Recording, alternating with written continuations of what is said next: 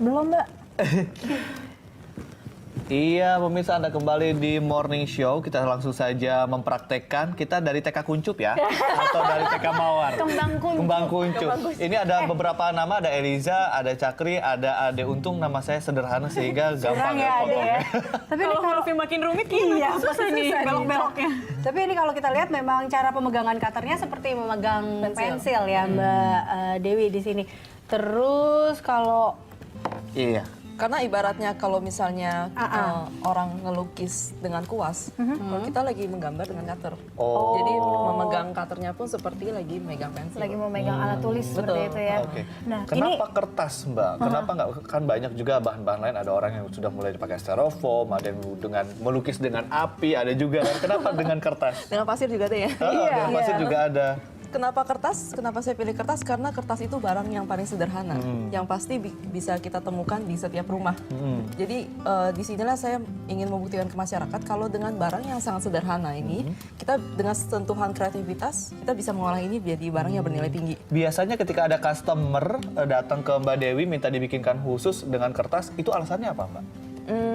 Mungkin karena saya udah banyak berkarya di sini ya, jadi Unik mereka juga melihat kali ini. karena udah banyak juga yang mesen ini untuk jadikan kado, mungkin dari sana referensi. Jadi akhirnya. ini yang abis ini lapar yakin, kan Semuanya berujung lapar. Iya, memang lebih gampang pakai cutter atau pakai gunting sih Mbak? Saya gemes deh. Apa karena cutter ini mungkin jauh akan lebih rapih kali Rapi. dibanding sama gunting atau seperti apa sih Karena sebenarnya pas waktu pertama kali saya mencoba paper cutting ini, saya cobanya pakai gunting.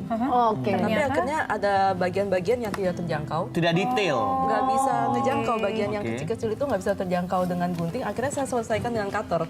Akhirnya sejak karya kedua dan seterusnya semuanya pakai cutter. Oke. Project yang paling rumit yang pernah dikerjakan dan paling besar mungkin dalam sejarah Mbak Dewi dan menekuni ini apa?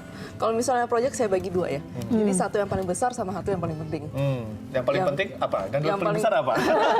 Dan yang paling rumit apa? Yang paling besar dan yang paling rumit itu yang waktu itu saya pernah bikin lukisan perjamuannya Yesus waktu Last Supper. Perjamuan Kudus. Perjamuan Kudus dari lukisan Last Supper.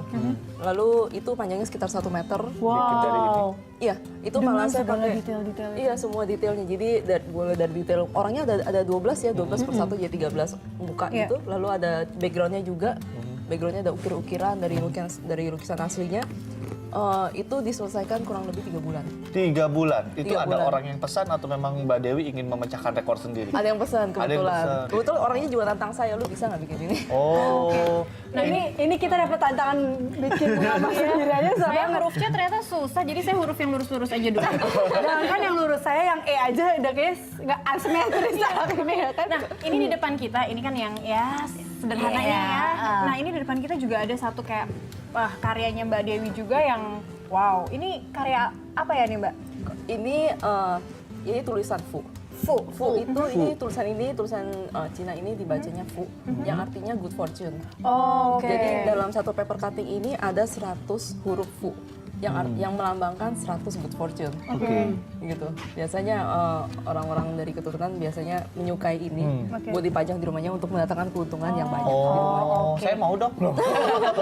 Tapi tadi kan Mbak Dewi cerita tuh yang paling berkesan adalah membuat tadi gambar Itu yang besar itu kan. katanya. Nah, kalau yang paling sulit itu apa? Yang paling sulit dan waktu itu yang paling bikin deg-degan juga.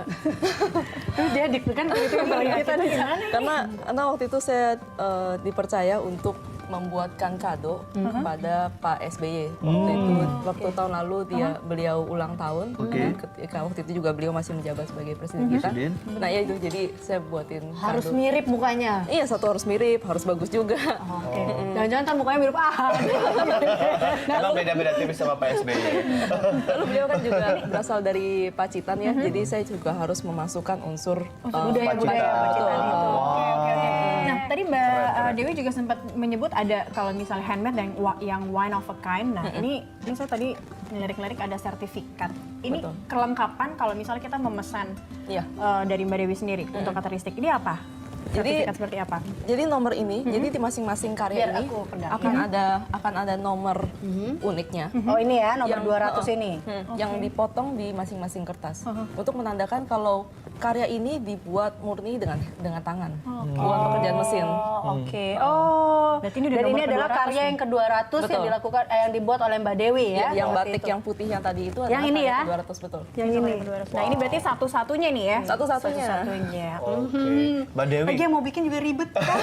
mau niru-niru juga. Mbak Dewi, bagaimana sih Mbak Dewi melihat masyarakat Indonesia sekarang yaitu menghargai produk handmade, terutama hal-hal yang seperti ini? Sudah melekah atau masih Belum belum nyari sadar? instan Masih gitu, cari instan, udahlah, ram pabrikan mau gitu. ini, cari aja deh, print aja betul. Udah jadi ya gitu Iya, ya. heeh. Saya melihat sih antusiasmenya masyarakat lumayan besar karena selama dalam setahun ini saya sudah mengadakan hampir lebih dari 20 workshop. Oke. Dan murid saya juga udah ratusan di berbagai kota. Termasuk nanti sore juga saya ada kelas lagi juga sebenarnya. Dan Nah, kita itu, nambah, Cak, kita itu juga udah 3, nambah lagi 3 murid. Lanjut ini. Oh berarti kalau yang mau ikutan kelasnya ini membuat paper karakteristik ini bisa gitu ya? Bisa, Bisa bisa. dipelajari juga sebenarnya. Nah ini saya lihat ada sertifikat. Berarti ini seperti apa? Kalau udah lulus ada kelas-kelasnya juga atau seperti apa sih? Iya, Ada jadi beginner atau betul. apa? Jadi nanti di masing-masing kelas saya akan tes dulu masing-masing murid untuk Oh jadi melihat- kalau mau masuk harus tes juga. Tes dulu.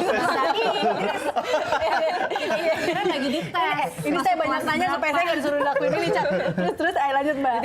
Jadi akan saya tes dulu untuk melihat apakah murid ini bisa masuk ke level mana. Sinkron nggak tangan sama pikirannya. Iya benar. Karena keahlian tangan setiap orang tuh berbeda. Jadi memang ada yang dasarnya udah bisa lancar, ada juga yang masih butuh lebih banyak latihan. Kayak gitu. Jadi tergantung dari awalnya dulu ya, dia masuk beginner atau advance atau Betul. seperti itu. Jadi makanya di sertifikat ini juga nanti akan saya cantumkan dia tuh masuk level berapa dari ke berapa. Jadi ada berapa level? Kalau workshop biasanya saya sediakan tergantung barangnya nanti akan dibikin. Biasanya antara 4 sampai 5 level. Oh, Oke. 4 sampai 5 level. Sekarang kan Mbak Dewi Oke. udah ngajarin banyak orang. Nah, dulunya Mbak Dewi belajar dari mana? Otodidak? Otodidak. kah? Otodidak langsung sendiri. Enggak, belajar sendiri. Bukan belajar sih, tepatnya sih saya bisa sendiri mungkin karena dulu saya kuliahnya arsitek. Oke. Jadi udah biasa pegang cutter buat motong-motong maket. Oh, oke. Saya juga suka pegang-pegang Saya cutter buat tantangin Mbak buka Dewi. amplop. Saya tantangin Mbak Dewi deh bikin kayak ginian tapi buat bangunan gitu, konstruksi bangunan, ayo. Saya bikin apa? Itu udah sering. Udah sering, Waktu iya. zamannya dulu kuliah kan kerjanya bikin Tapi dari gituan. kertas begini.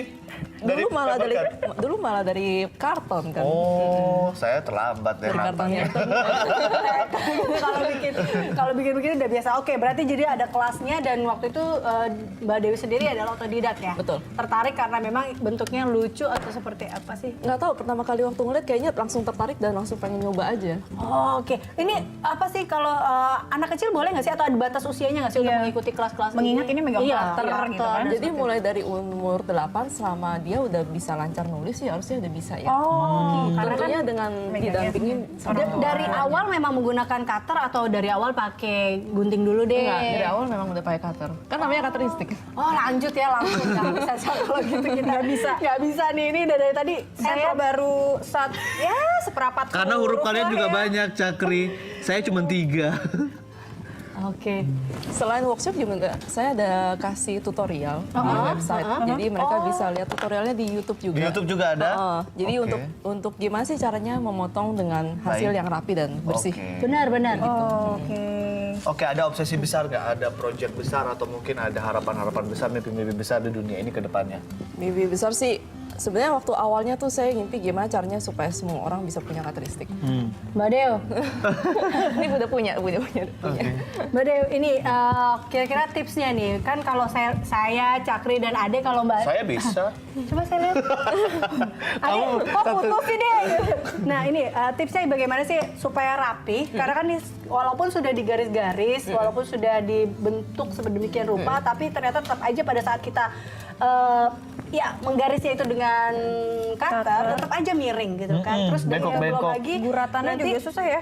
Betul, belum lagi nanti ini abu-abunya masih kelihatan juga seperti itu. Terus supaya tidak lepas satu sama lainnya yang kayak gitu, itu bagaimana? Itu tipsnya. Harus lebih teliti sih pas waktu ngegores itu pastikan kalau pertama kali ngegores langsung terpotong.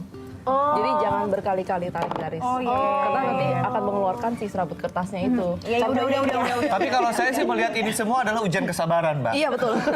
Bener ya, ini pahalanya Sebelum buka puasa, Ini pahalanya bisa. mengetes kesabaran, dan itu tadi sinkron antara tangan kita sama otak kita. Berarti lebih harus teliti dan jangan menggores lebih dari satu kali ya. Nanti satu kali udah harus Oke, langsung saya udah hampir goreng. selesai. Pertama kali langsung Oke, terpotong. Yes. baik. Ada udah selesai. Selesai. Waduh, Kebalik. Kebalik ya, kebalik. Ya udah deh. Iya, saya buat dari ininya juga loh. Saya buat ininya Mega Ini Mega. loh, Mbak Dewi, apakah memang sengaja diputus atau harusnya bisa memang nyambung? sengaja diputus. Oh, oke, bagus Adik. Kamu hebat. Punya saya Sukses ya. belum berhasil. Punya saya masih harus ada ekstra kerja keras lagi. Cakri, Oke, lalu Ini punya saya sertifikat. ini dia. Curang. Ini saya, punya saya. ada bagus ya. Semoga saya. Terima kasih Mbak Dewi udah ngajarin kita untuk Ya. cara karakteristik ini dan juga tips-tipsnya lainnya. Tips-tipsnya Langsung jadi, loh dari, jadi inspirasi ya, kita bisa paperistik. buat juga ya. Cutter artis. Paper cutter artis pertama di Indonesia. Indonesia. Oke. Fu. Sekali lagi thank you Mbak Dewi dan pemirsa Morning Show masih akan kembali dengan rangkaian informasi menarik lainnya. Tetaplah bersama kami.